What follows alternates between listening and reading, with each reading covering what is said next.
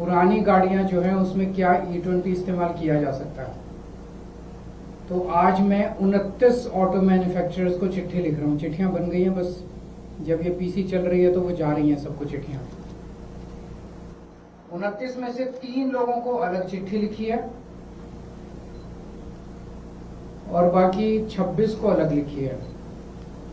3 वो लोग हैं, मारुति, टोयोटा किर्लोस्कर और हीरो, जिन्होंने 4 जुलाई को सरकारी प्रेस कॉन्फ्रेंस में कहा था कि पुरानी गाड़ियों में अगर E20 इस्तेमाल किया जाए तो सेफ है।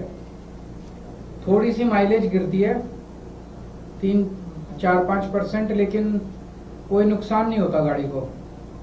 तो इन लोगों को अलग से चिट्ठी लिखी है। ये वो चिट्ठी है जो इन 3 कंपनियों को लिखी है, टोयोटा किर्लोस्कर को, मारुति को और हीरो को।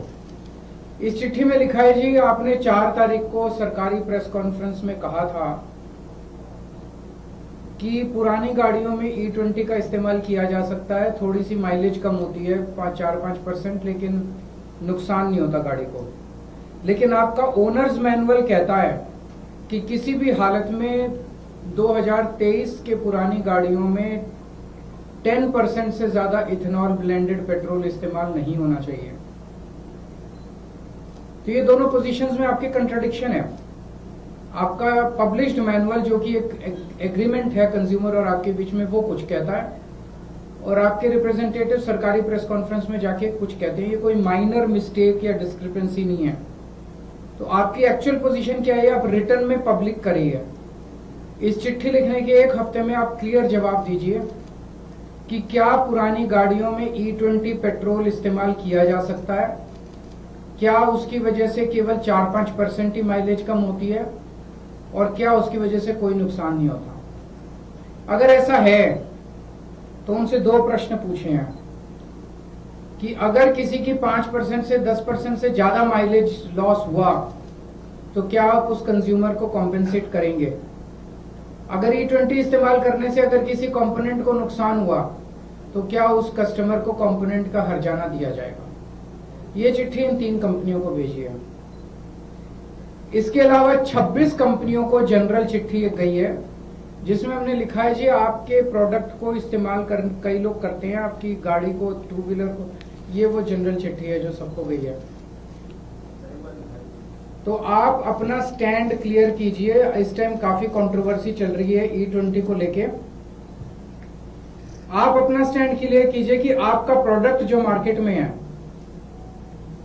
क्या वो प्रोडक्ट E20 पुरानी गाड़ियां, 2023 के पहले की गाड़ियां, क्या वो E20 इस्तेमाल कर सकता है। क्या उसकी वजह से माइलेज कम होगी, कम होगी तो कितनी होगी, और क्या उसकी वजह से कोई नुकसान होगा। अगर आप कहते हो कि E20 सेफ है, तो क्या माइलेज कमी का नुकसान को आप भरपाई करोगे और क्या कंपोनेंट के नुकसान की आप भरपाई करोगे। ये चिट्ठियां हमने सबको लिखी है।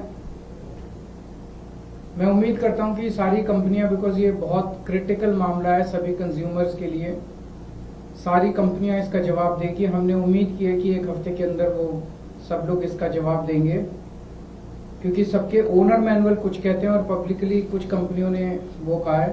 प्लस कल मैं कुछ पेट्रोल पंप्स पे जाऊंगा, कुछ सर्विस सेंटर्स पे जाऊंगा और कुछ मिस्त्रियों के यहाँ जाऊंगा लोगों से बात करने के लिए।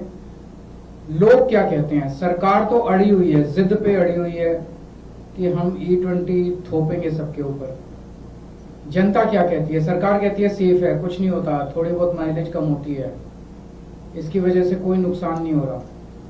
जनता क्या कह रही है, जनता का क्या एक्सपीरियंस है। बीच में ये जनता को एंटी नेशनल कहना शुरू कर देते हैं, कोई लॉबिंग कहना चालू कर देते हैं। अब तो ये देख रहे हैं कि इनके ही अपने बड़े बड़े ब्लॉगर, बीजेपी वालों के ही बड़े बड़े इन्फ्लुएंसर, वो इनको गालियां दे रहे हैं सोशल मीडिया के ऊपर। तो इस तरह से 140 करोड़ जनता को एंटी नेशनल बोलना, टेररिस्ट बोलना, आतंकवादी बोलना, ये सही नहीं है। जब जनता अक्रॉस पार्टी लाइंस, अक्रॉस वो दुखी है, तो एक जिम्मेदार सरकार की जिम्मेदारी है कि वो जनता की आवाज को सुने, क्योंकि इनका ये decision, this is against science, this is against logic, this is against engineering. तो जाहिर तौर पे ये पब्लिक इंटरेस्ट में तो नहीं है, ये किसके इंटरेस्ट में है ये भी समझ नहीं आ रहा हम लोगों को। अगर आपके कोई प्रश्न है तो बता दीजिए। अपने का सर्विस सेंटर जाएंगे तो आप वहाँ पे जो लोग काम कर रहे हैं उनसे भी बात करेंगे, उनसे भी बात करेंगे, कंज्यूमर से भी बात करेंगे, सबसे बात करेंगे। सर, हरदीप पुरी जी ने कल फिर कहा है कि ये अभी भी टेस्ट मॉड्यूल चल रहा है और रिजल्ट्स के बेसिस पे आगे का कदम उठाया जाएगा और E15 फ्यूल जो है बीते 3 सालों से यूज में रहा है कंट्री में, तो इट इज नॉट दैट अचानक से इम्पोज किया गया है लोगों पे। एक दिन सुप्रीम कोर्ट में वो कहते हैं कि ये टेस्ट चल रहा है, ट्रायल चल रहा है, और ट्रायल कंप्लीट होने के बाद हम एक्चुअल निर्णय लेंगे।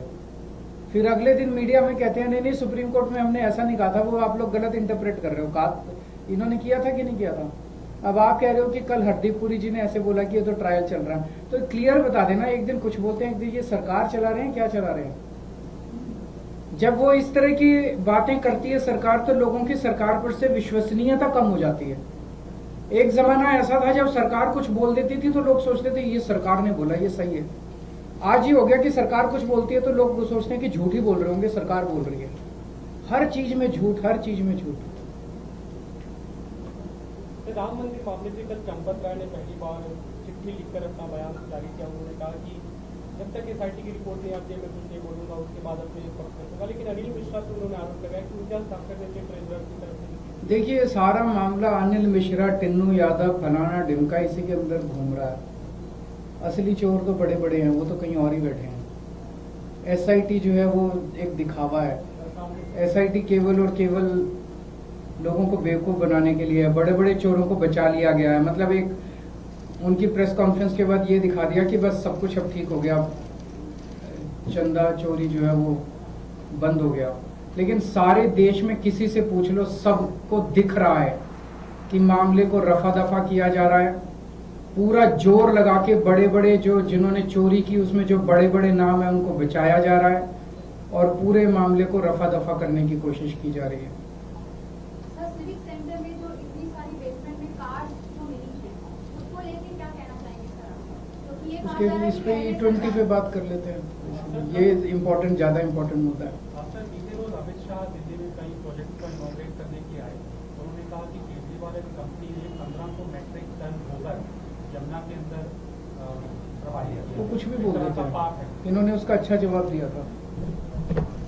देखिए भाई, दुर्भाग्य की बात है कि देश के होम मिनिस्टर जो महीने में एक बार दिल्ली की मुख्यमंत्री और जल मंत्री के साथ मीटिंग करते हैं यमुना को लेके, उन्होंने कल कहा कि दिल्ली में उन्होंने एक साल में 129 सीवर ट्रीटमेंट प्लांट बना दिए। अभी कौन से ग्रह पे बनाए हैं हमें तो नहीं मालूम। दिल्ली में जब बीजेपी की सरकार बनी तो 37 STP थे, आज भी 37 ही हैं। एक STP नहीं जोड़ा और अमित शाह जी ने कह दिया 129 नए बनाए हैं। गोबर गैस की बात है, गोबर की प्रोसेसिंग, उसका निपटारा NCD का काम है, सब लोग जानते हैं। 17 साल से NCD में भारतीय जनता पार्टी थी, अभी भी भारतीय जनता पार्टी है। तो मुझे लगता है कि सरकार और मुख्यमंत्री जी की तरफ से ब्रीफिंग जो है वो नहीं दी जाती अमित शाह जी को। ठीक है।